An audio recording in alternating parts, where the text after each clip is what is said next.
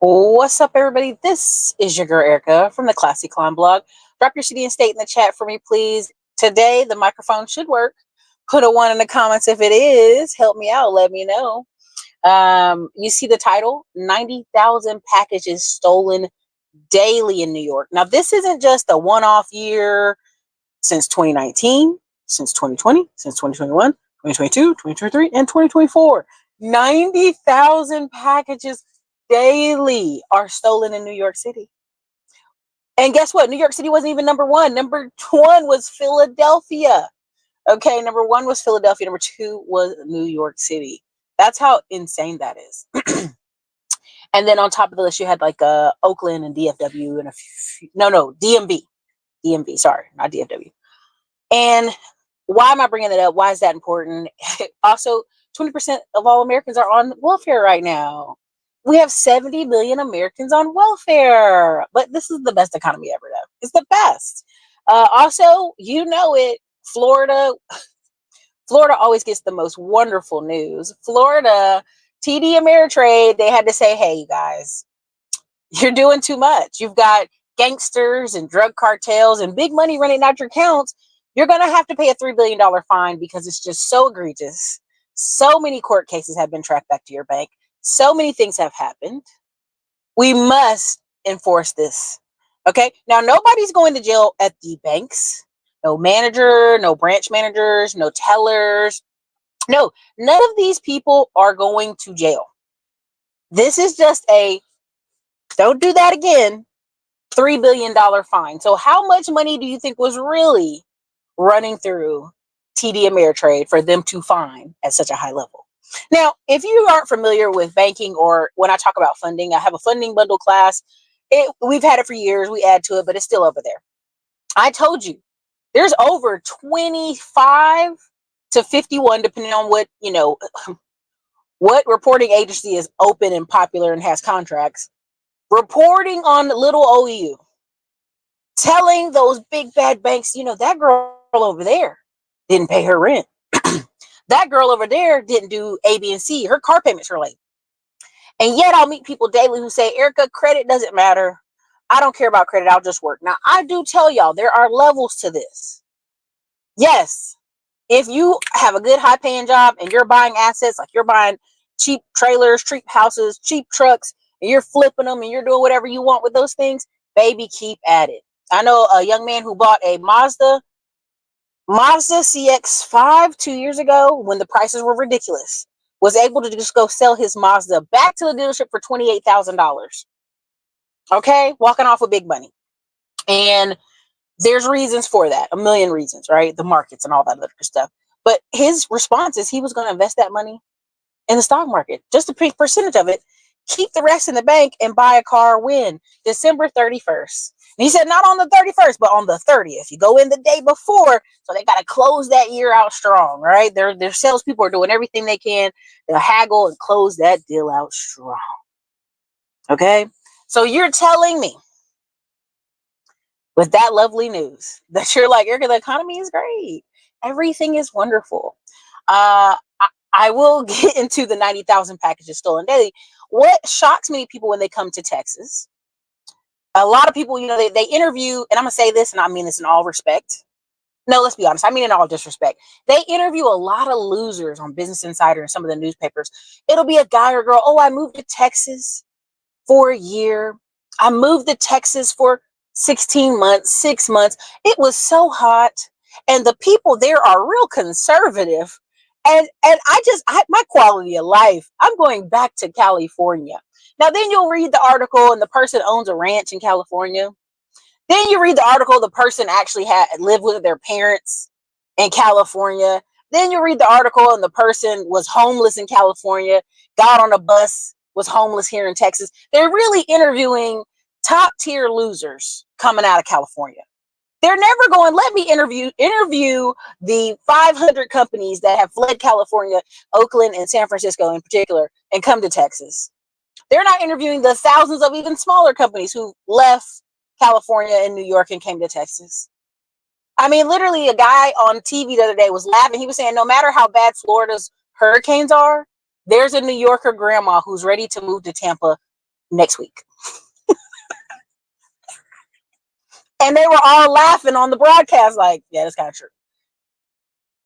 It's bad there. It's bad there. So when people try to say, well, Erica, you're a hater, you just promote Texas, you're not talking to some yokel.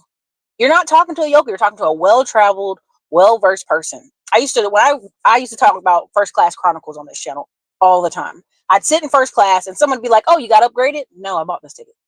Oh, are you in line for first class? Yes, I'm in line for first class.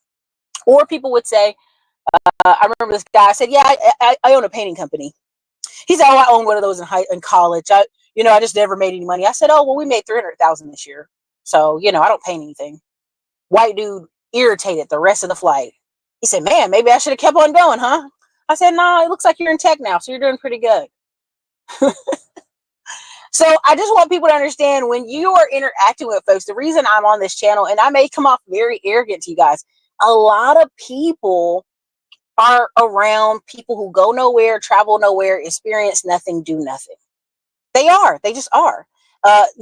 Some of the funniest thing this guy said is the most exciting family members in most people's families is the nurse, the cop, or the person who is in the military. And they go, how was that new place you went? And how was it? If you could see how many TikTok videos of people who are in the military, and they'll literally say, I'm in Hawaii and my family has never visited me. I'm in Germany. My family has not visited me.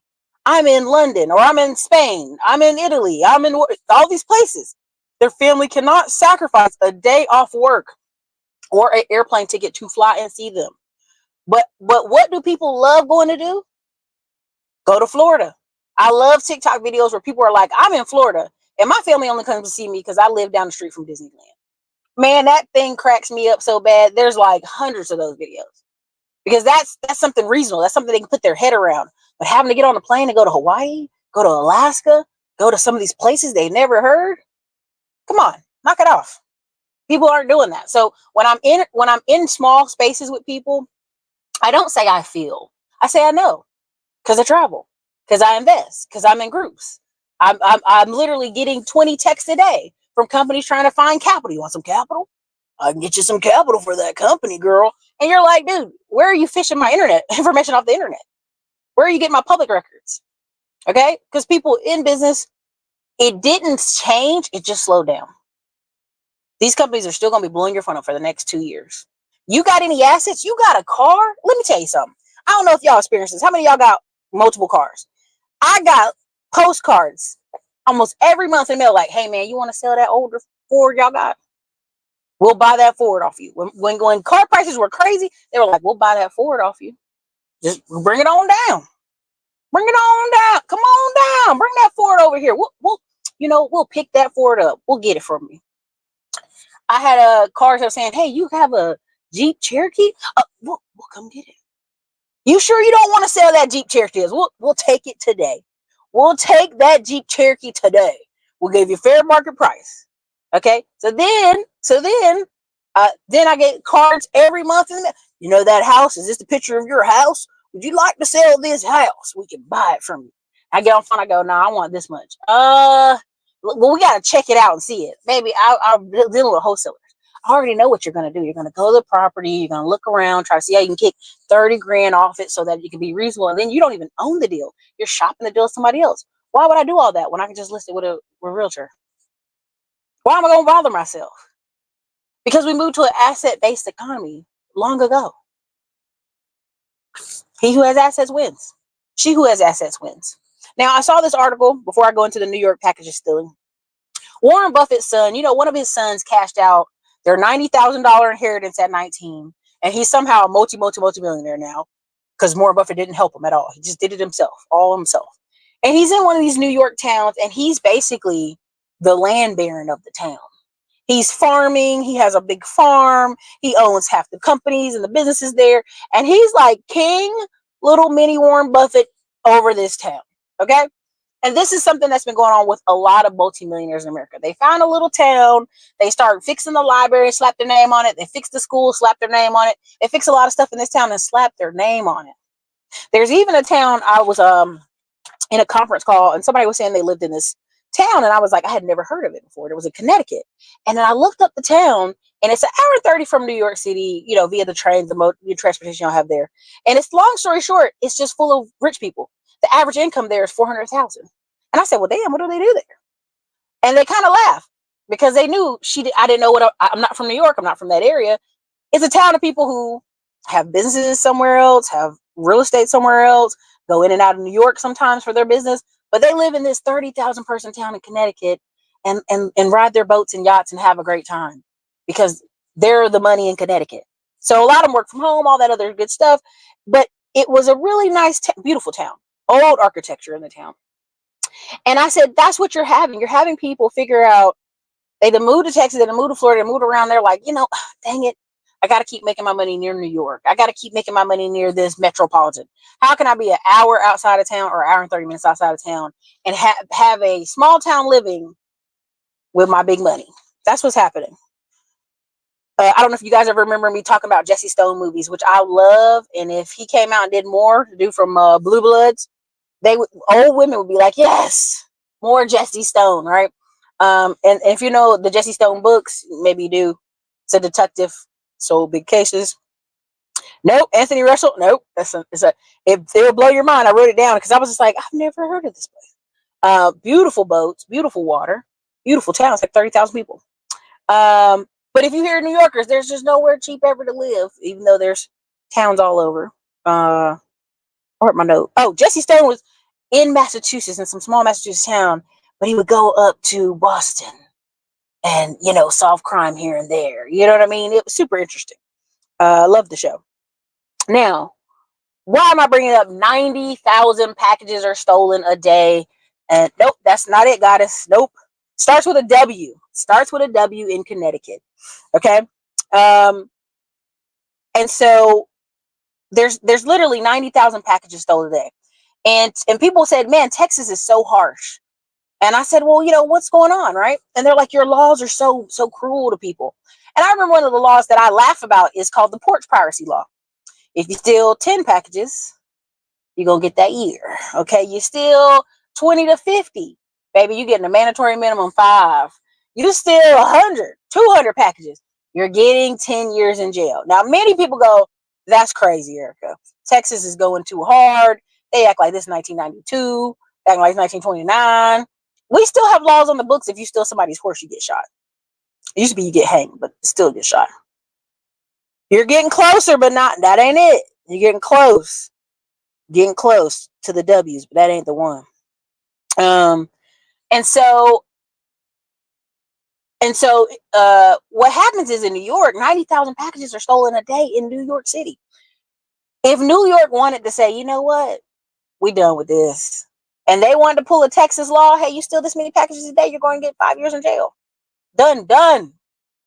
And we got you on so many ring cameras, we can count the packages.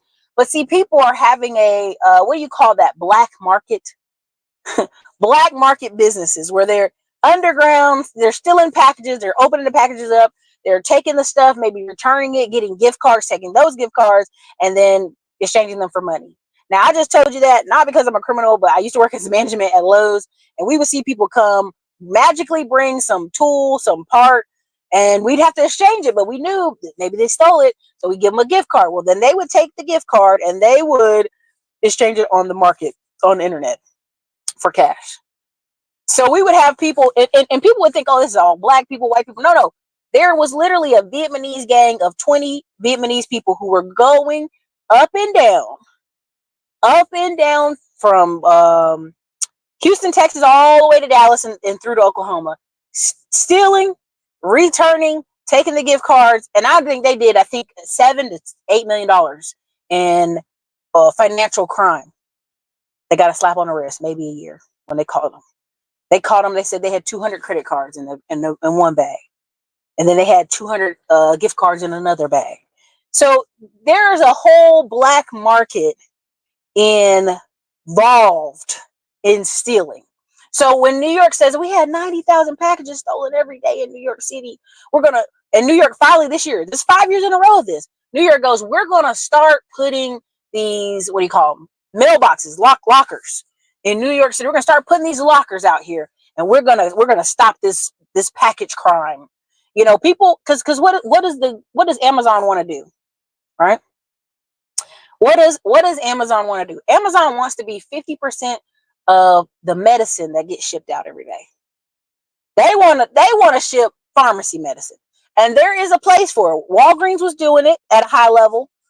CVS was doing it at a high level, but if you've not noticed, Walgreens and CVS, ever since they took that money not to sell you that horse dewormer that Donald Trump talked about during the vid, can't say the name, you know, they locked this video up.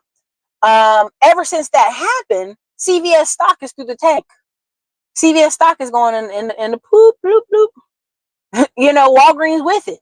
And if you haven't noticed, a lot of those places can't afford for high theft. They'll close the location and no problem. So where's grandma going to get her medicine? She can't get it from the Walgreens. It's closed. She can't get it from the CVS. They closing that one. If she hops around too many Walgreens, CVS, then they lock her out the system, thinking she's a shopping around pillhead. And the local pharmacies, y'all done almost damn crippled them to death. There's a few left here and there in a lot of these smaller towns. But not as many as there used to be. There used to be little corner pharmacies everywhere, right? So what happens is you have all these people who don't have access to Walgreens and CVS's anymore. So they need to what? The pills shipped to their house. I can tell you right now, this is a terrible ideal. Prime example, my mom, military veteran, the VA shipped the pills to her house. Somebody stole the package. Never had a package stolen ever before. And I said, Mom, it's a particular way the box looked that person knew that was a pill box. Point blank sealer. Later, our neighbor, who's a cop, he's retired now.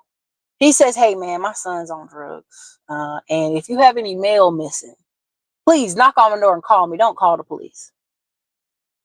And ever since then, he's been giving my nephew a good grip of money to cut his grass. Hey, young man, when you cut your grass, just come on and cut our grass too. And I'll pay you. I'll just bring you cash money every time. And I said, you know why? Because he's ashamed. He know his son probably stole my mama medicine packages. My mama told him, VA, don't ever ship me no daggone medicine. I'll personally go pick it up. And the pill stealing got so bad in Fayetteville, everybody has to pick it up now. There's only a few veterans that are at group homes and healthcare places that can get it just shipped to them, you know? But yeah, we think we're in a society where we're going to ship packages and ship everything important. No, we're not there yet. Amazon would love for us to be there, but we're not there yet. Now, the other day, I needed to go get something from the store. I was like, listen, I'm about to order this bleach and Pine Sol and dishwasher liquid right online. I ain't got time to go into the store. And that's what a very busy society where women are busy that usually take care of the house are kind of pushed towards. Girl, just put it online. Just put it in a cart. They'll deliver it to your house. So I can imagine a lot of these people in New York City like, hey, man, they stealing packages too much. It's crazy. It's crazy. Especially some of them hood areas. I've seen a couple videos where the guy was like, it's just too dangerous. And he throws all the packages down at the bottom of the stairs near the mailbox. And they had to keep complaining for it to stop happening. Why am I bringing this up? Why does it matter? I think New York could absolutely tomorrow say, hey, not only are we going to put these mailboxes out, we're going to change the law. And you guys are not going to be out here stealing packages. It's bad for business. We can't have you doing it. Okay? But because you're in a very blue state, very blue city, it's not going to happen. So what's going to happen? People are going to be using Escape from New York out there. Another thing I wrote down is, before I talk about welfare, food processing plants. I know y'all been tired of me talking about food processing plants for so long, but I have to talk about it because there's actually a new law coming through and it got pushed through with Biden and them. And so they're going to close a bunch more food processing plants starting next year, because they're not going to be able to pass inspections, level quality, several things. They even have a thing in the future, not necessarily next year, but it's coming down the pipeline for RFD chips into cows. I said, now either one or two things are happening. Y'all think there's going to be such cow theft that we need to start chipping these cows so we can find these cows? Or you guys want to reduce people's consumption of cows. You want to control people's diets. Now, what have you noticed in the intake on the internet lately? People telling you how carnivore diet, which is the absolute reverse, opposite of the food pyramid they give you, has changed their life, has cleared them of acne, has cleared their skin up. They've lost 50 pounds. They feel better. They're eating all this meat. Now, this isn't for everybody. I tell people this all the time. There are certain groups of Black people that I've seen that they do a vegetarian diet, they look amazing. Some black people, they do a beef, they do some meat diet, they look great. Great genetics, great body, looks better. I've seen some of these videos where the white guy looks like he's about to die of cancer. They put him on these carnivore diets. He looks amazing. He looks like a Viking reborn. Okay. So we can't say one diet fits all.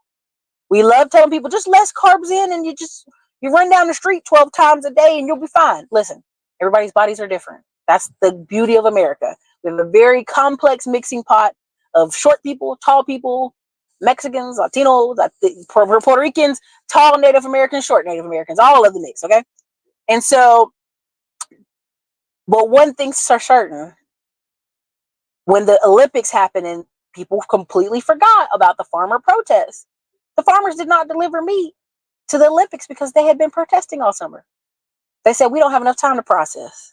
We don't have enough time or enough places to process the meat in time to get it to the Olympics. So they tried to pass off this fake food, vegan food to the Olympians. And they said, man, I'm about to die. I'm about to faint every day. I'm dizzy. I'm sick. They're calling their home countries. I can't perform. I will not go up there. There's no backup. There's no last minute backup person you can send. They had people sending trucks of eggs and meat direct from farmers in France. See, they didn't tell you that part in the news. They went and brokered deals with farmers, drove straight up to the farm, loaded these trucks full of eggs, loaded it full of meat that's processed with the local processing plants, and got it to the Olympians. America did it. Because trust me, they didn't let America fly in with food. America went and brokered a deal. America did it. Switzerland did it.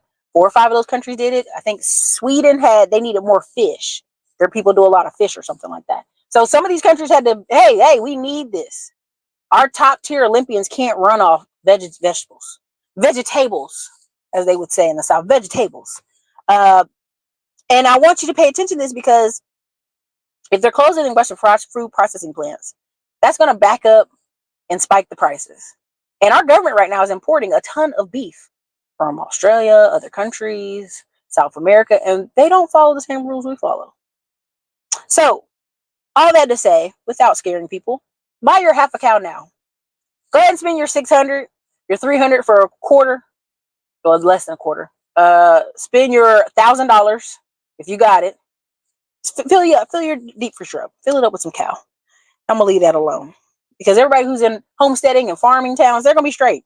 They gonna eat good. They're not worried about y'all. Okay. Let me go on to the next. 70 million people on welfare, according to the Social Security Department. I told y'all I think it's 50% of all children have one person in the house that's on some type of government assistance.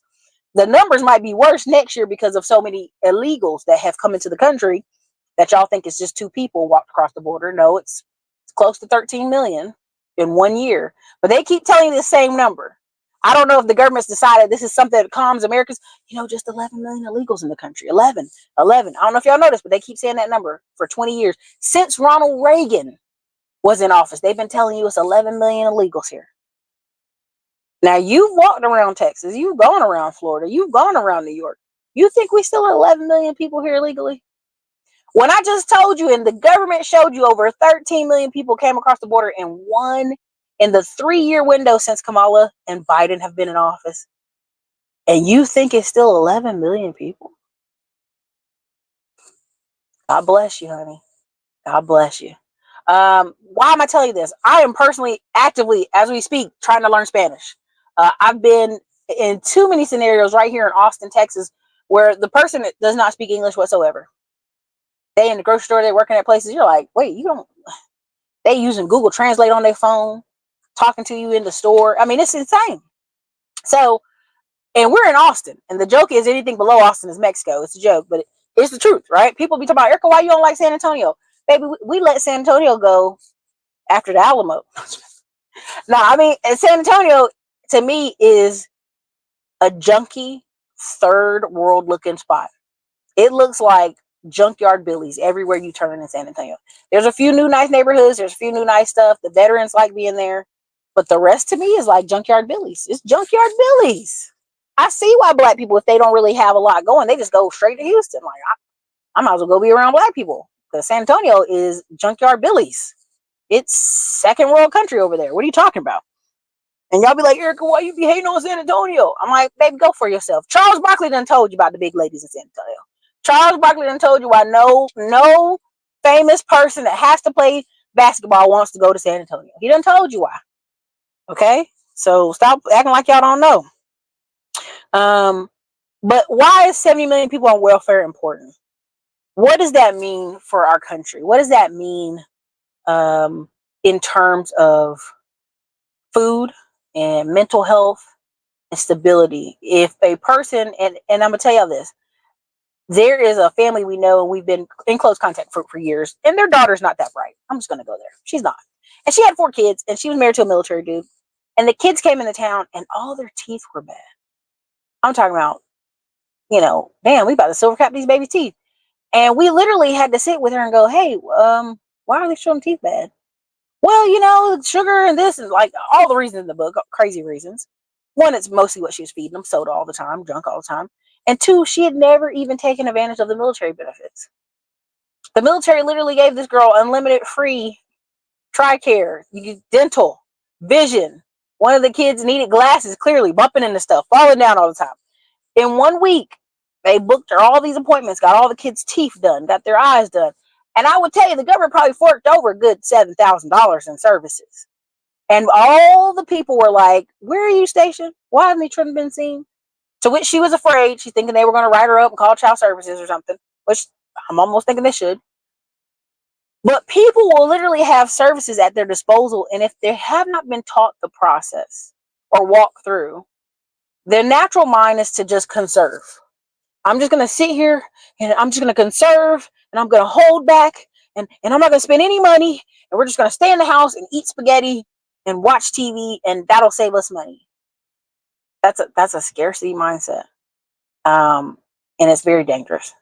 And when people are on welfare, sometimes the mindset doesn't let go, right? The trauma, there's a book called The Body Remembers. It talks about when you get in accidents, injuries, your body holds on to trauma.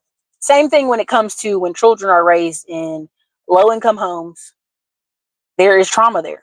And sometimes they're not processing at full capacity because they're in survival mode. Now, people are not going to like me saying that, but it is what it is. Why is it important? You have 70 million people on welfare. We've already seen the studies. What is the most successful program to get people off welfare? It is when Bill Clinton had the daycare. They watch your baby while you went to school or you went to job training. All the women who went to school or went job training or trained in some hard services or welding classes or whatever the community college, they got off welfare, and for the next 15 years, the government's like, they never returned. They never returned. And they kept track for a good 15-year window, seeing if these girls would return to welfare. They did not. We know what works. What works is putting people to work. What works is giving people skills. Do I think it should be tied to your food stamps? No, not necessarily. Should it be tied to your baby WIC and all that other stuff? No, not necessarily. But I think we're at a point in our society where we know what works. We are just trying to be tenderhearted in a world that needs people to toughen up. All right, so there's that. I think that's a really scary number, whether people want to acknowledge it or not. We got some areas and some towns that look like the hills have eyes and people are living on the stamps, okay? But I'm going to go ahead. Also, Allied Bank gave us the data that there's a 22% year-over-year uptick of people filing bankruptcy. What is bankruptcy? There's a lot of videos on it, but I really want you to understand that you filing bankruptcy and you only make $2 or $3 grand a month, is it a win? The guys or girl that's online that's making 5, 10, 12K a month, them and their wife working together, and they file for bankruptcy. Yeah, in a year or two, they're going to be able to have new credit cards, new house, new cars, if they so choose. If you're making under $3 grand and you're filing for bankruptcy, it's going to be an ugly, long road ahead. No matter what these people are trying to sell you on the internet. I've seen people work on their credit for 2-3 years and still be like, I don't understand why I'm not getting new cars and new credit cards every day. Well, maybe you filed for bankruptcy, but your income stayed the same. So you got a break, but not really. Let me step out of that before I step on a YouTuber's back up about that. All right, let me see some of y'all comments, and then also we're going to go over Ameritrade getting a big old fine. I live in Washington Heights, NYC. Every day our packages are stolen from the building lobby. When I ask the building manager and super to do something about it, they say they don't care. Damn. Damn. Not, I'm talking about don't care. I tried getting Amazon lockers in the building and get a dedicated mailroom. The building manager say no, they don't give a Woo! That's some bold stuff. The news was saying Austin, San Antonio, and Dallas have been getting hit with Venezuelan gangs. I will tell you here, as a person who's lived in Austin, we had 6 murders. That's it. And out of the 6, 5 were Hispanic. The other 2 were no.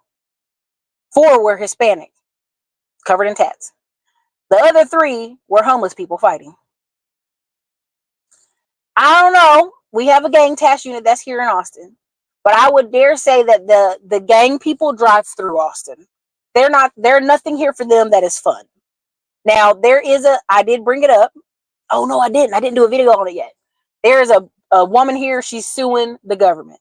Her name is Gabriela Buca. Okay. She looks Hispanic, but the name's close to the tag. Buca. Okay. She's over Gabriela downtown. You can look this up. It's an amazing taco place. Well, guess what? They sent private investigators, multiple of them, investigating multiple bars downtown. And they found drugs being sold, 6th Street dirty like that. Drugs being sold, inappropriate activity going on, gang-related activity, possibly Venezuelan gang activity, right? And they wrote a report, so the feds are now watching her. Well, come to find out, it's Gabriela who owns the fancy, beautiful Mexican restaurant. Gabriela owns all 3 of those bars. Now, I don't know about you, but Gabriela is only 32.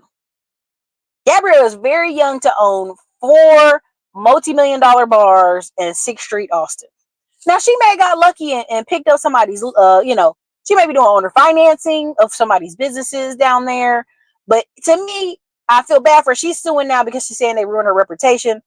But long story short, Gabriela got a really nice fancy restaurant that she spent a good $2-3 million on up on one of the hills in Austin, and the further one down Airport Road is really nice as well. I'm not saying Gabriela's in no gangs. I don't want to say that. I live here in Austin. But it's very unique that a 32-year-old Latino woman by herself owns 4 multimillionaire bars downtown Austin that just happen to all be investigated at the same time. Lots of drugs, lots of activity going on. And, they can't figure out who helped her get these places. Now, I'm not saying the Hispanic Latino gangs have anything to do with that. She could be a legit woman who had some great credit and just happened at a very young age to own 4 bars on a main street in a main city downtown. That last time I checked, to even own one of those bars is like $1 to $6 million. But that's questionable. So, do we have some gang activity going here? For sure. To what level? I think we have the high level gangs. I think we have very, very polite money laundering gangs here that are just not bothering anybody. There's parts of town where I drive and it's all Latino. It's very, I remember these ladies saying they came here and they were like, do you know anybody can rent us a house? And I was like, well, for how much? They're like, 1,000, 2,000. And I was like, why are y'all so stressed? And they were like, well, we rented a house from somebody, their own people. And they got to the house and 2 other families was in that house. So, there's a Hispanic person that watches this channel, used to watch this channel, used to tell me their own people ripped them off before Americans will. So that's part of why he was part of the inspiration for the Middleman to Millions. Also, when I had my painting company, Andrew was as well. But that's part of why I made the course, because not only were they hungry and willing to work with you as a non-Latino person, they knew like, okay, well, how do we get bank loans? How do we do this? How do we do that? And they had been working with white people for a while, and they tried to ask them, could you help me get a bank loan? Could you help me do this? Could you help me? And the white guy would ignore them, like, oh, I don't know anything about that. So you're having a conflict of cultures happening, but people are going to go where they can get help and where people will set them straight. And, every year, 4 million kids turn 18. So every time I see the jobs number, I just laugh. I go, okay, so what? We created 100,000 jobs. There's 4 million people turning 18 every year. Unless you're telling me we're making 5 million new jobs every year. I apologize. That is so good, but it's loud. I apologize. We're going to be in a hole. Now, are there in Houston? They in Houston for sure. But Houston's so heavy. You got Indians over there. You got Africans over there. You got the let's just go there for a second. The Nigerians in Houston so heavy. When you see black people, you think, oh, black people. No, Nigerians owning, buying, purchasing multiple stuff. One of the chiropractors I know down there, real estate. I'm like, whoa, gracious. Chris Senegal, all of them. Winnie Madu, all of them. So Houston heavy, different way, but we'll leave that alone. Dallas, if they in Dallas, they're being messy in the South. But I'll leave that alone. We're gonna step out of that. Another thing about Walgreens is doctors cannot get through to the Walgreens pharmacy. Yeah, ain't got time for it. Grandma said only lack stops a honest man. If they want the package, they'll break in the lockers. For sure. Unfortunately, yeah, they'll break in the lockers. That's sad. At 4 to 5 years, I'll be like, what Walgreens? What Walgreens exactly? That's crazy. But if you catch the thief and start handing out beat downs, you'll go to jail in New York. I've seen too many videos. I saw a video where a Hispanic man was robbing a black lady, and I guess he thought she was Latino, and we realized she wasn't Latino, and she had his hair in a lock and his shirt, and another black guy was helping him. He started crying for help in Spanish, start saying all this shit in Spanish, and the Spanish people over there were like, no. This one Spanish guy even kicked him in the ass to help him fall down. The black woman was like, da, give me my stuff back, right? I guess she had her purse held up in her hand. And they daggone took his shirt off and his hoodie, and they got that purse back. But it was like, did you think the other Latino people around you was going to let you rob this woman? And they all filming? No, baby. But this is also why I'm telling you I'm learning Spanish. I just don't have time to play. I've been in places where I spoke to people like, hey, how are you doing? And then I say, oh, buenas noches. And they're like, oh. Like you can't sit around and act like you're going to ignore me. That's not going to happen. That's disrespectful. They've been doing that in New York for decades. UPS truck and the trucker was delivering goods to the factory. Yep, the police don't care either, man. Because they consider that petty crime. And that's why I love Texas. Like, oh, you want to steal packages? Oh, you going to jail. You're gonna have to find another hustle here. That ain't the one. And really the fact of it is police think that's little crime. Police only solve like maybe 48% of murders. And we've all watched 48 Hours. The 48% of murders they are selling, I think it's like 2% of murders or something. Some small, ridiculous number. But the majority of murders they do solve is because people snitch. They ain't out here solving real crime. I keep telling y'all, you're your first response. Man, don't eat it. Yeah, reverse dementia, all kind of stuff.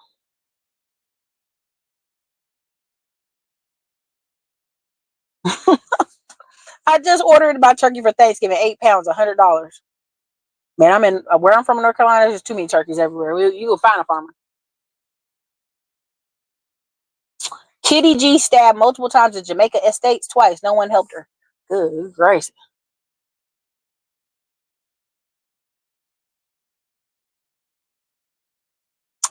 I don't know. Come on, listen. People act like I'm be shitting on San Antonio, but I'm telling you, San Antonio. Let me stop because I could go real wrong with this. But San Antonio, if you want to make money cleaning up a city, that's what it is. It's you just tearing down old stuff and building new stuff. That's where you make money. San Antonio got a lot of Latino areas where they just living in a house about to fall over. It's like, how y'all living like this? This is terrible.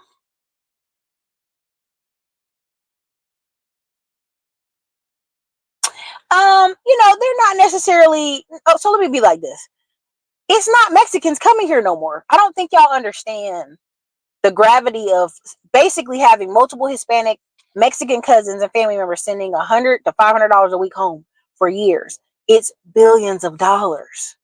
There was a joke, and a professor was writing a paper on if we had 1 million Haitians here in America who all sent $100 a week home for 5 years, Haiti would look like Miami. It's literally what he said. He said, I can't study it because they're all over, people are illegally here and stuff. He's like, but if we had 1 million Haitians in America sending 100 home a week to Haiti, he's like, Haiti would look like Miami. A part of Haiti would look like Miami.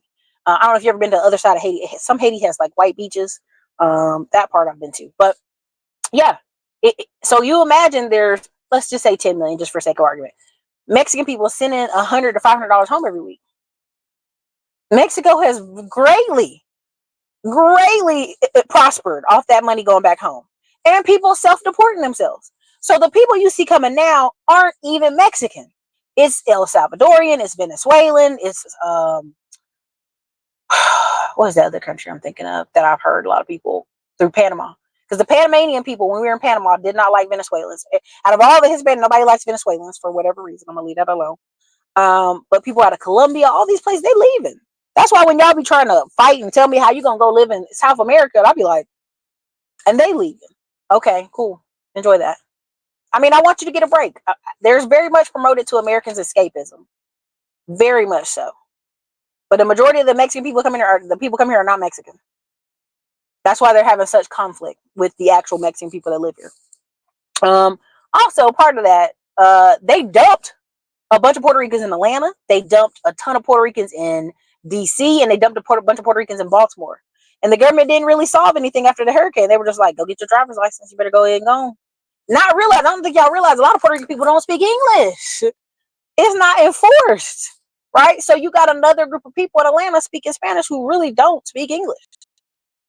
And y'all think everybody Puerto Rican, Jennifer Lopez, Jenny from the block, no, completely different group.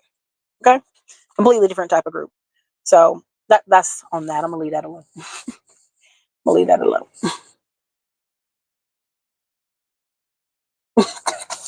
Gary said, lizards and tumbleweeds. I mean, listen, we were driving in this one part of San Antonio. Me and my baby, we were like, do you see these dogs? It was like 4 or 5 dogs. And I said, okay, whatever. So I drive on another street. More dogs, just loose dogs, just out moving around. I said, man, you could never have this in Austin. We drove about 10 different streets, and it was just 2 to 5 loose dogs every street, looking scrappy, just walking around, looking homeless. I'm like, not the homeless dogs. San Antonio, where's your pet patrol? Where's your animal control? This is ghetto. Y'all can't sell me on San Antonio. You just can't sell me on it. You can't. Right? Because you're like, but the Riverwalk, Erica, the Riverwalk. DFW in Fort Worth, they have a little Riverwalk that they trying to clean up. Where if you go down Fort Worth in the old streets, they keep that stuff real nice. All right, they might got a little more money, but they keep it real nice. What's up, Lord? Welcome to the crew. I lived in San Antonio military. My husband and I hated it. That's just ugh.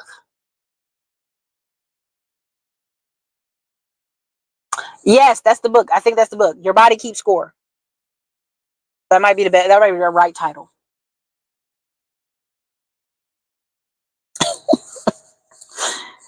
And I want you to understand, I'm not hating on illegals. I'm not hating. I'm just saying, if you're in America right now and you have a young man in your family, he's a black, white young man, he needs to be in some type of trade school. Then he can write his checks for the next 20 years. The old adage thinking that, you don't want to do blue collar work, it'll tear your back up. That's done. There are some of these guys that y'all see on YouTube that y'all be like, why are they making these videos and goofing off? They literally work as diesel mechanics and make good money. That's why they can afford all these cameras and lighting and podcasting crap and laugh it up. Not the ones that's just talking. I'm talking about the ones that actually can do work. I know a few. And like it's, you can write your check. You can write your check. Because really the key to all this, when you have those skills, when you can be a heavy machinery diesel mechanic, not just military, but like outside semi trucks, all that stuff, and you can own 3 or 4 trucks and have them running for you and put a few people over it and keep it pushing and still keep your job and still make money. Okay. If you want to be a pilot, they so short on pilots right now. They've been telling y'all because the military lacked all these men that come in, usually become pilots.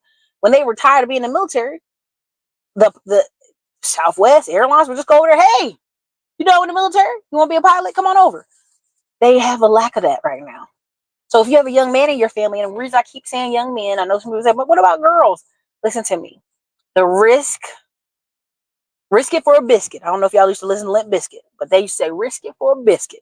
You know what they're talking about. They risk it for a biscuit. They're more risk takers. They're more willing to climb up trees and cut trees down. They're more willing to learn how to be a pilot. They're more willing to do a lot of things that are dangerous. And not always dangerous, but sometimes just tedious, and work with their hands. So yes, I'm telling you, if you have a young man in your family, great. If he's in the computers, he's in the tech, put him in there. Do it. If you got a young man family that's like, computers, whatever, and is more hands-on, put them where they need to be. And that's really the truth. Is Adam Dave did a great show earlier. I caught half of it, so don't forgive me. I didn't catch the whole thing, but I caught a good chunk of it. We do not guide young men in this country anywhere. We will beat girls over the head like a cave woman. Girl, don't you get pregnant in high school? Girl, you better go to school. Girl, you better take care of yourself. You better buy this. You better do this. Young boys will be just walking around, can't wash clothes, can't cook food, hopeless and helpless. It's dangerous. That's a dangerous recipe. The first woman that treats him hair nice, she got him. She got him. She got him, and she ain't even worried. Because literally, if you ever notice divorced people, the quickest person to get married is a divorced man. The quickest. Because you be thinking women gonna jump up and get married. No, it's men. If you ain't got life skills, you gotta hear them, but find somebody. I can tell y'all this. We had an employee. Bo can't read. Bo couldn't read, but he could fix trucks. And he was out there and he was homeless. And I said, what the hell? How you homeless? You got 2 different baby mamas. When he was living with the baby mamas, they was filling out all paperwork. They were doing all the stuff. He just was bringing money to them, and they just pay it. This black man, a young, maybe 19-year-old Latino girl in Georgetown, Texas, found him at one of the bars, and now he paying all her bills. And I keep telling y'all, this man is 37, 36, 37, homeless, got skills, high paying job, couldn't drive because they don't have no driver's license. Y'all have to actually be preparing these people for adult life. You have to. It's not even a choice. It's dangerous how y'all got people out here. My mom worked over 20 years at a company and never got a 401k because she didn't know how to sign up for it.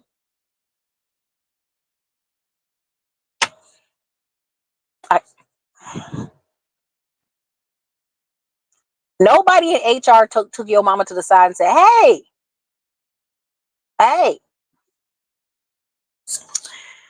That makes me angry. Boy, that make me angry. God bless her. God bless her.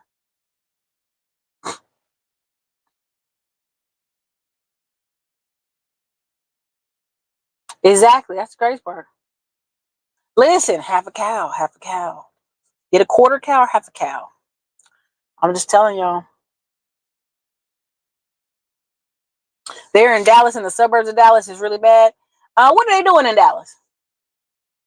Clarify what's really bad. Gabriella, listen. I don't want no smoke, Miss Buka. I love your restaurant. It's beautiful. But I have yet to meet a 33-year-old with 4 multi-million-dollar businesses on Main Street, 6th Street of Austin, Texas, the capital. And then has 2 more restaurants down the same road, Airport Road. One on 7th Street and then Airport Road. Y'all, that they don't say it in the newspaper. But that's $30 million. Easy. By the time you add up both restaurants and the 4 businesses down, 30 million off rip. Easy. Somebody gave y'all some money. Somebody.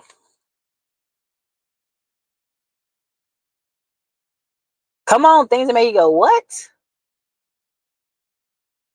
Yeah. Listen. Somebody helping Gabriella. Can I get a loan? Okay. It's yogurt. It's the Indian people. It's yogurt. Mango lassi. I'm sorry, it's delicious. Where the investment at from the gangs? The Nigerians are heavy on, baby. No, don't get it twisted, Thomas. The Nigerians are heavy in Houston. I'm talking about multiple businesses.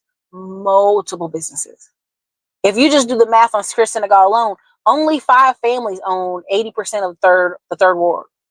And the 2 of them were Italian and the other 3 were Jewish. And so when Chris started going around there doing work, they're like, who are you? Who gave you this money? Who helped you buy this building? What you doing over here? See, families work together and get a whole area. Just get a whole area. I'm for real. It was on New York. It was a viral video, and it was like, this black lady, like, is you crazy? Like, she not letting go for life. Like, she thick black lady too. So I think she had curly hair, but you know, she was black. Like when she talked, this was a black lady. And but she was holding him. Like, no, I'm not letting you let this purse go. And I don't think he was ready for them healthy paws she had. She's some healthy. She not Lizzo big, but she was thick. She was a thickum lady. And I was like, that's not the ones you rob. You might rob a small Asian lady, but not. I think you thought you was gonna run, and you didn't realize she got a hold of you, and that was it. That was it. So you know it happened.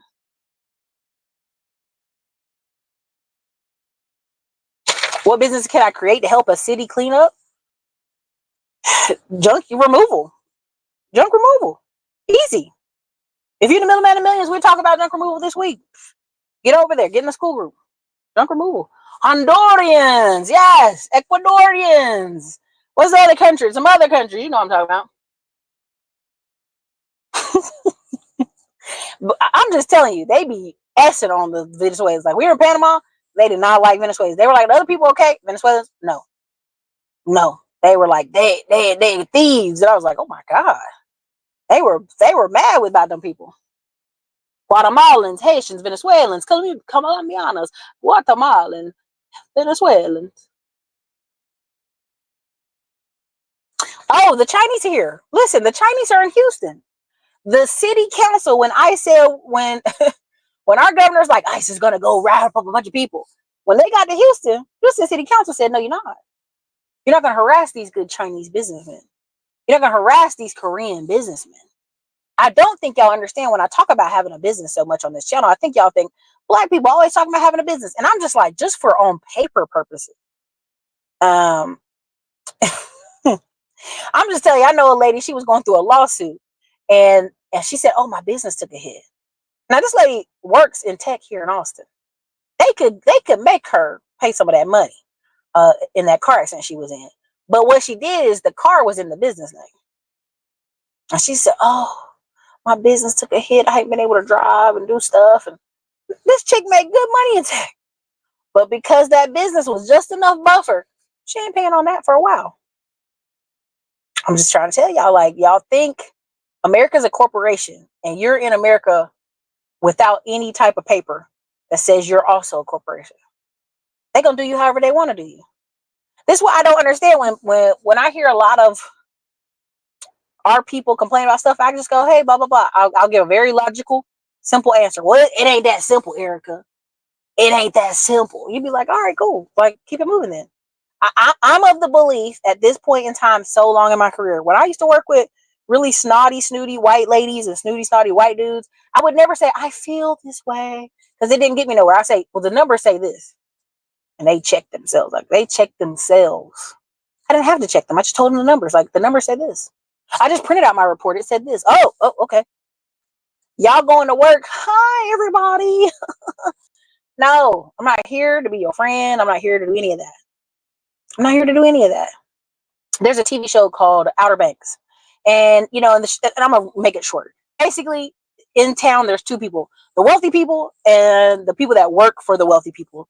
They call them pogues versus whatever, right? In the show, a famous black man had this one area, and he had this hidden treasure. Nobody's been able to find it ever. And come to find out, one of the black kids in the group hanging out with this group of white people.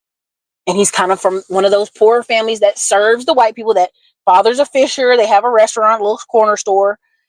Finds out he's a direct descendant of this man, and it's $30 million of gold available for him to have. And he's like, it's for all of us. It's for all of us because we're in this together. My little nephews are like, they wouldn't do that if it was their gold. I didn't say the word. Unprompted. I said, you're right, baby. If one of them other white kids found out they had $30 million in gold coming to them, they not sharing with that little boy. They're going to go home about their day. but you have this propaganda machine teaching you, you just be nice and you just do what you love and you just sing songs if you want to sing music and everything's going to be all right. They're never advocating for African American people to learn stock markets, learn how to properly run businesses, learn how to properly get business funding. I heard somebody say this the other day and it made my skin crawl. I think I brought it up a couple times on the channel so far, but he literally said, I never see white people with business credit repair businesses. And I'm like, and it went viral and all the white people were like, yeah. And I'm like, you guys are idiots. You're fucking idiots. Every time you look on Facebook and you see business funding, every time you're all over YouTube and there's nothing but business funding videos, those white boys, when you call, hey, can you give me business funding? Let me see your credit report. Oh, your credit report's messed up. Let me refer you to our sister company who can do your credit repair. And when our sister company does your credit repair, you can come back and I'll get all your 100K in business funding for 10%. But you let these idiots online tell you, oh, only black people running around talking about credit repair. Just pay your bills. There's 20 to 50 reporting agencies who are reporting BS, non-verified stuff on you every day, every month, every 30 days. And you're telling you, just pay your bills and everything will work out just fine. I can't. Again, TD Ameritrade. If you're a business owner trying to come in there and open a business account, they're going to ask for all kind of documentation for you to prove you LLC. Prove all your stuff. But they're going to let Sammy Sosa come in with all this money laundering through them in Miami and don't ask no questions. Just looking around like, I don't know. I don't know what's going on. When I talk about the tax deed course, I talk about it a lot. I used to talk about it all the time when I took a break. Who do you think is buying some of these tax deeds? They have to figure out a way to make the money legit. Because if they buy a house cash, which used to happen a bunch in San Antonio, they made sure people would go to the bank. They're like, you can't bring 30, 40K cash to buy a house, but it was happening in San Antonio all the time. They can buy a couple of tax deeds for $2,000 here, 1,000 here, 5,000 here. They can buy some land lots real cheap, wholesale stuff, and money's moving around. And they don't have to worry about bank loans. Then they turn around with all those lands they own and do seller financing. So now you got this person who's in the country with questionable money, owning 100 land lot deals, and turning around and seller financing all these people and have consistent income coming in their bank account. You don't think the bank's going to give them money at that point? Flags and all?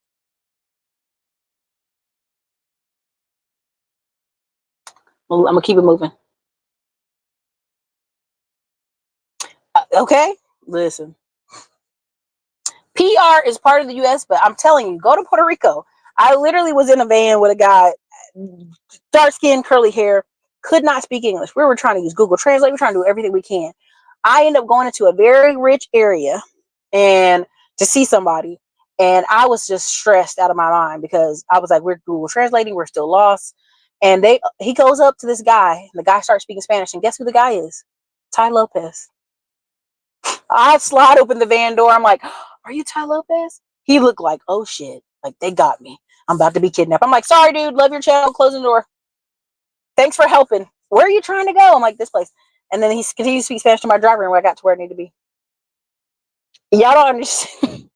Y'all understand, like, Spanish, if you're going to be in America, where we have South America pouring in, you need to learn some Spanish. I don't care who you are. If you're going to be even a nurse, if you're going to be a nurse in New York, you're going to be a nurse in parts of this country, you're going to need to learn Spanish. Filipinos, all this, you're going to need to learn Spanish. I'm just telling you what you need.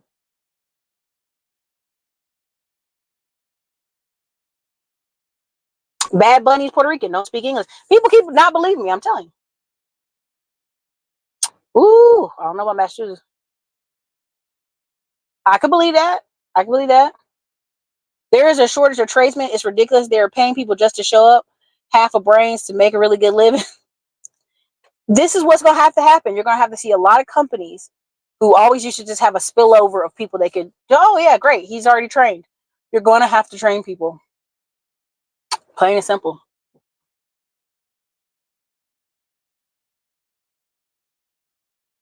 I know, it's real sad. It's real sad. I just let little Jimmy just play games and goof off in his room. Nope. Listen, that's why when people be talking bad about stuff, I'll be like, Eric, you're from Fort Bragg. I'm like, Fort Bragg look great. Have you been to Hood? Have you been to Killeen? Shit. In San Antonio? Have you been to Iowa, New York, or Fort Dixon up there? Shitty, terrible place. I mean, just abuse. That's why when everybody be like, the government should, I'm like, no, the government shouldn't. Have you seen some of these places? If the government had, we'd be living like the Indians on some of these reservations. Bad health care, bad heart issues, everything. Come on, man, tell them.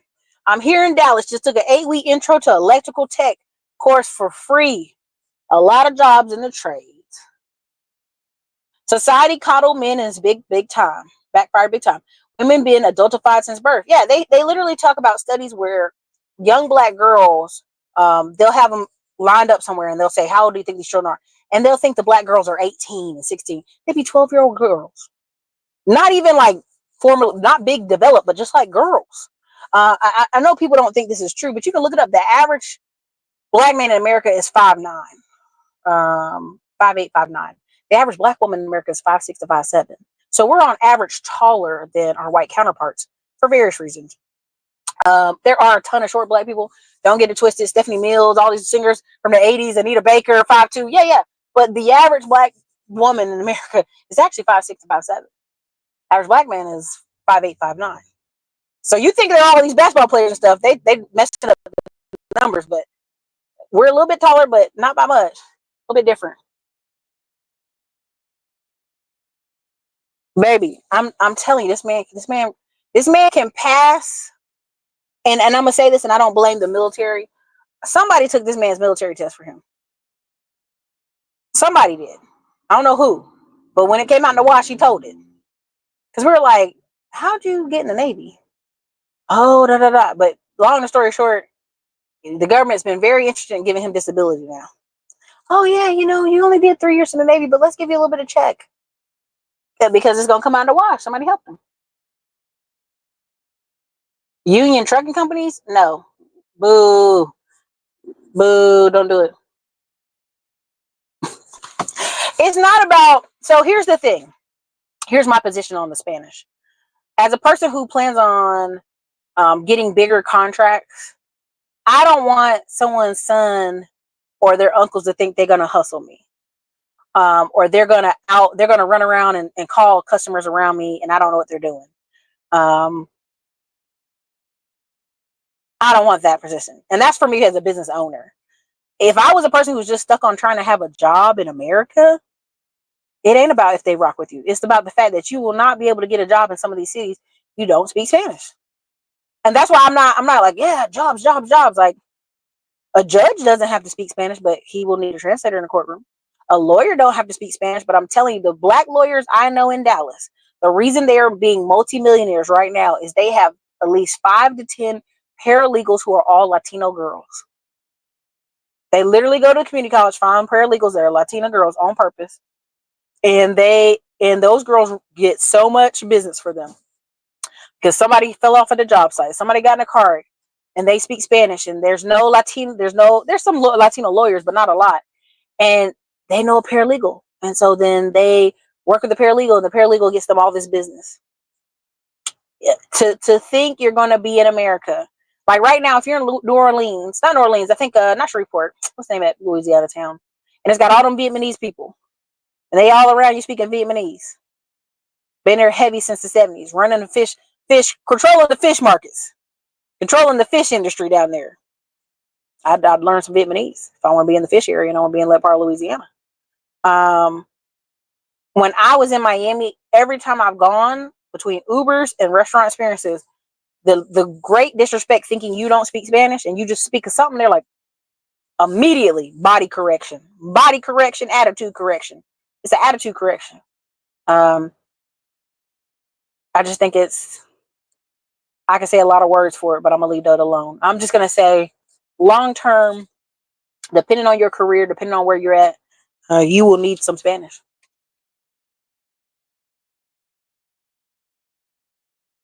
You know what I'm saying?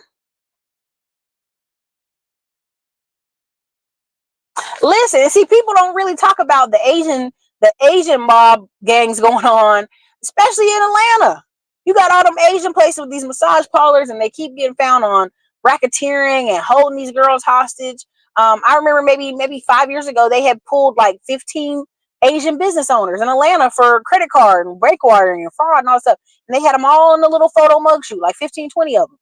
But you think Atlanta, the black people are scamming. I'm like, they not scamming $10 million in credit cards in a gang, in an Asian gang. Knock it off. Like that's why I don't even understand why black people try to do any crime. Baby, they always looking for us. If anything, go figure out what's the most legal, boring thing you can do and go do that. But people want exciting stuff, so I'm gonna leave it alone now. Make sure my microphone still works. Put a one in the comment. Make sure my microphone still works. Be tripping. Good luck. You going over to China? Now, there is a segment on YouTube of a lot of white boys who are in China right now starting businesses. I love it. It's great for them. They're 26, 24, 25. It's a great age to do it. Nothing but upside. If you're going to be here in America, I'm just saying.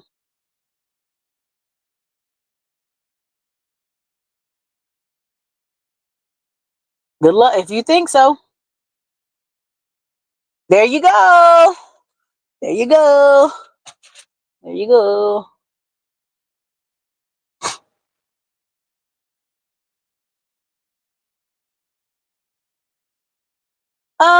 A lot of people talk about, here's the thing. People complain a lot about pastors in America, black people, oh, the pastors, oh, the pastors. And it'd be like 10%. Now I'm not being disrespectful. I really want you to hear me out. 10% of your income is a lot. It's a lot. When you're tithing, it is a lot. The Bible already says you gave it in good faith. You did what you were supposed to do. I'm gonna leave that alone because I can go dig the Bible verse up, but we ain't got time. The other end of that is these people, Dave Ramsey's Financial Peace University is pretty much at like thousands of churches. I'm talking about 2, 3, 4, 5,000 churches across the United States have it. If your mom is in, or grandma or granny or aunties are in some church where it's sketchy and Project Pat is all of a sudden the preacher, that's her. That's where she feels comfortable being in that environment. We've talked about this before, and a lot of y'all get mad with me. Erica, the Lord let you be where He wants you to be, and I get it. I get it. Y'all, a lot of y'all do not want to be accountable for your decisions. Yes, blame it on the Lord. But some of y'all need to choose where you're sitting in the pews wisely. That's all. I'm gonna leave that alone because y'all get real mad at me on that one.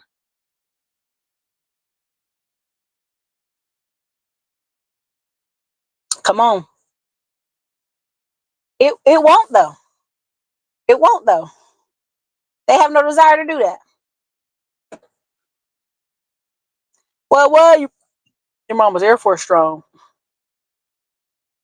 Most business advice black people get is just pray to Jesus.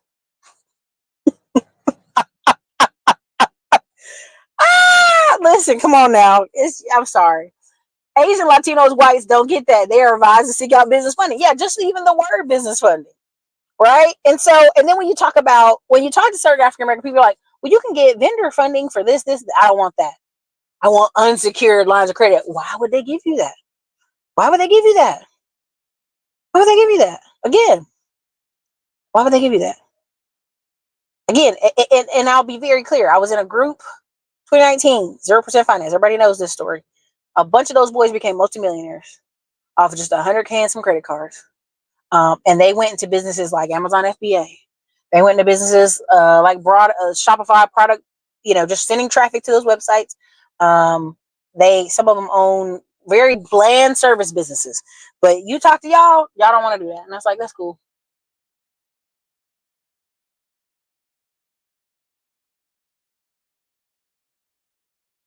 Someone on your executive team needs to speak Spanish.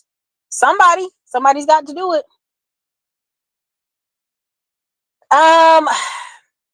You may look up that stat, but I'm telling you, the last two stats I saw was like the average black woman was 5'6", 5'7". But I will go dig it up. I promise you. I'll spend the next 2 hours after it's over digging that up because I like providing articles. And the reason I provided that article, because it was studying the muscular strength of Black children and Black babies. Okay, so I'll leave that alone.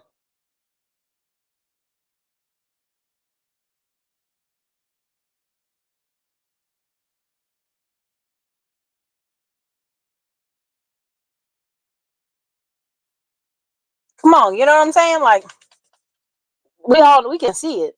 We know what's going on.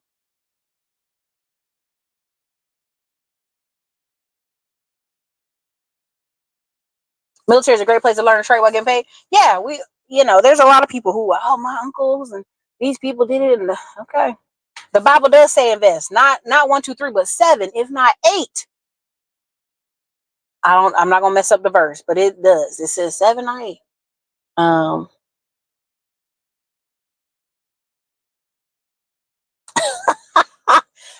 Listen, we can't do Nigerian slander on the channel.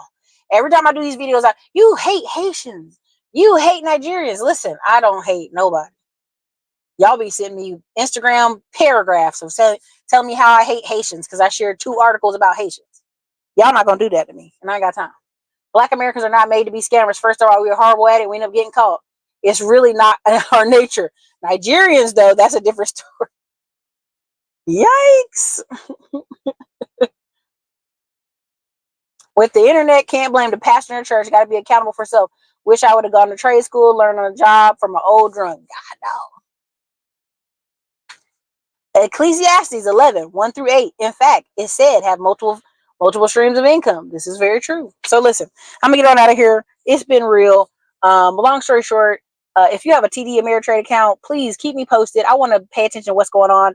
I have an account. I actually have a Fidelity account too, but my TD Ameritrade account is for a particular reason. I had it from one company's 401k. I would love to see how they're going to try to pass some of this fees on us, because they will make sure you bring every single paperwork times 3.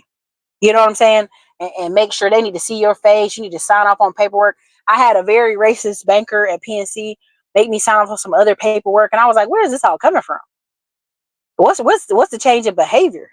And I literally closed that account because I said I felt racially discriminated. I brought a check from the state of Texas to Chase Bank, and Chase Bank was like, oh, no, we can't approve that much. Maybe it's like, if you had a bank account here, maybe we could do it in a couple of days. I said, you're telling me the state of Texas gave me this check.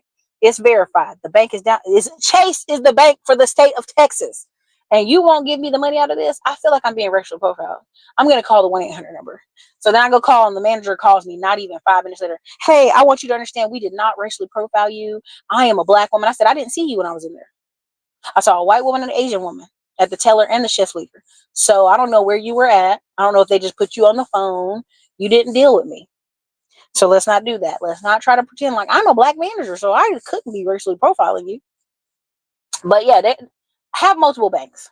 That's the gist of that part. Have multiple banks. Make sure your money is well invested in other spaces, because they trying to play our face and they out here loaning the drug dealers. Come on. Listen, in NYC, Haitians be opening up businesses like crazy, takeout, barbershop, cleaning companies. And guess what? In 2 to 3 years, they're going to have so many loans and money coming in. They're going to be good to go. TD Ameritrade sold to Suave. Okay. PNC used to be good too. I'm so sad about it. So,